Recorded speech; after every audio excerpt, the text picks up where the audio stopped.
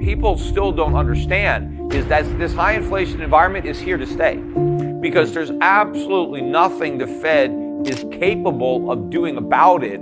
In fact, everything the Fed does is going to throw gasoline on the inflation fire. So Fed monetary policy is going to exacerbate the inflation that we're dealing with. I mean, even though they're talking about fighting inflation, they're not really going to fight it. They're going to keep stoking the flames, just they're going to, be less aggressive. What they're talking about doing is raising interest rates, but these are still highly stimulative rates of interest. It was in 2002 that the Fed slashed rates to 1% to stimulate the economy after, the NASDAQ bubble burst. They started, the war on terror and all that stuff happened. We had a recession. And so Greenspan lowered rates to 1 to stimulate the economy. Now Powell's saying, well, we're going to raise rates to sedate the economy. I mean, it's still low. And the problem is the budget deficits have exploded. We're talking about maybe $3 trillion a year now is what our annual budget deficit is. The only way to finance that is for the Fed to do more QE. So even though it's talking about shrinking the balance sheet, it's not really going to happen. The balance sheet is going to keep expanding. But not only do we have this huge budget deficit, we have record trade deficits. Last year, we had the first ever merchandise trade deficit to exceed $1 trillion in a single year. And in the month of December, we hit a new record high. We had over a $100 billion deficit in December, and these deficits are going to skyrocket. Look at the price of oil, now $92, $93 a barrel, heading well above $100 a barrel this year. We're at net importing a lot of oil. That further runs up the trade deficit. So there's no way to finance this. The Fed is going to be forced to print even more money.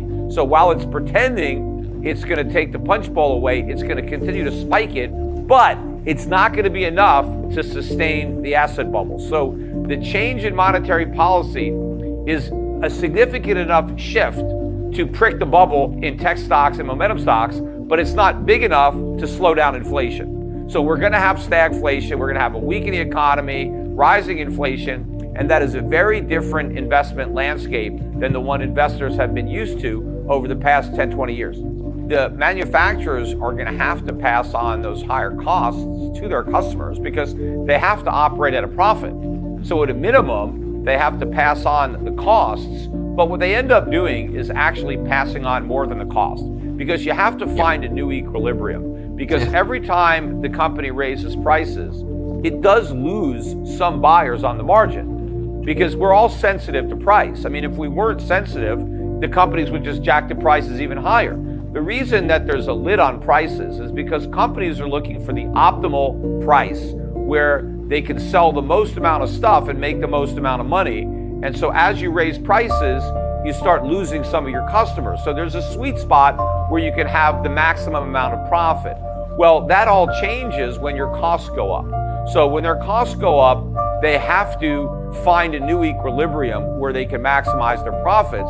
But what happens is as you start raising your prices, you start losing some customers.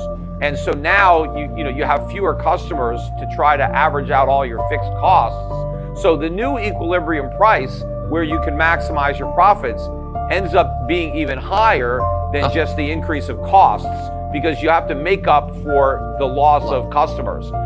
So what happens in an inflationary environment is businesses keep selling fewer and fewer products at higher and higher prices. And those customers that can afford the higher prices keep buying, and those that can't, well, they go without the products. Last year, though, businesses didn't raise prices enough. That was the problem, because you had the Fed chairman and all the economists were telling everybody, oh, don't worry about these rising costs. This is all transitory, right? And so the business owners believed the economists. They absorbed these price hikes in their own costs because they didn't want to just raise their prices if it was just, a one-off thing. If it was just higher costs for a few months, they probably figured, you know what, we'll just eat that. It's not worth raising prices, losing out to our competitors, annoying our customers. We'll just ride it out because it's temporary. But as we got to the end of the year, and now these companies look back, we just got the earnings on Friday for Clorox, and Clorox got killed, down 10%, 52-week low. Why'd it get beat up? Well, they missed. Why'd they miss? Because their costs were up a lot. And obviously they didn't raise their prices nearly enough to cover the increase in costs. And so I think a lot of these businesses that were kind of conned into this false sense of complacency on what was happening, now they have a lot of catching up to do.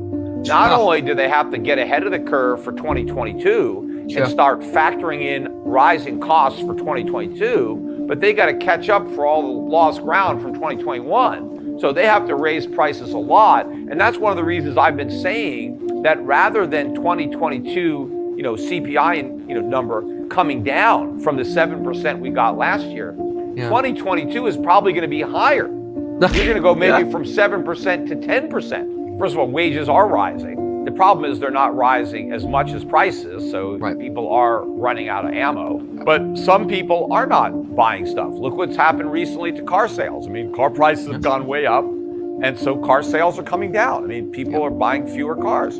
It's happened in the real estate market. I mean, the prices went way up, and so fewer people can afford to buy them. So they're still trading, but not as many people can afford to buy. Now, certain things like food, I mean, people are going to keep spending money on food, but they change what they buy, right? They don't buy as much steak. They buy more, hamburger, right? So they're not eating as well as they would like to because they can't afford some of the stuff that they used to be able to afford. They have to trade down. It's going to happen across the board.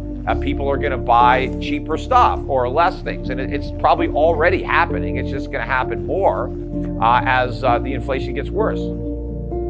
You want to skew your portfolio to stuff that people have to buy, not stuff that they buy because they want to, right? So people have to buy certain products, right? And so you've got much more pricing power if the consumer has to buy what you're selling versus a discretionary item that, if he has any money left over, he'll buy that. But first he has to take care of what he needs before he can start buying, what he wants. And so, and if you look at a lot of the stocks that we own, those are the companies. A lot of these consumer companies or utilities, you got to pay your electric bill. You don't want to be in the dark. I mean, you can use less electricity. You can, watch how many lights you leave on. You can adjust your thermostat, but you're going to buy electricity no matter what. You're not going to, live in the dark and use candles.